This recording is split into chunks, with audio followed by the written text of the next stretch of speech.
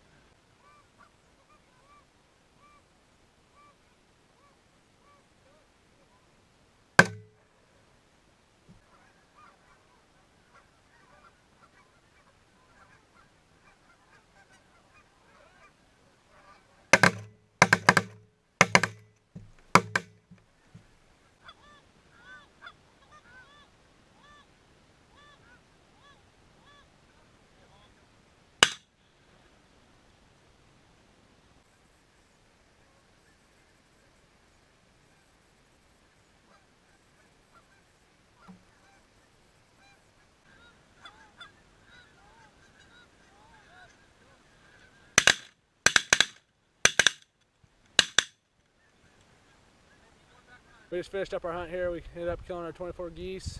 We had a hard time getting them centered up. We had terrible wind. We actually had several thousand ducks in the field that was really messing us up. Every time we get some geese lined up, those ducks would come through there, and it was a heck of a deal. Too bad duck season's closed, but we ended up killing our honkers here in a couple hours. It wasn't too bad, but with a little bit of wind, it would have been ugly.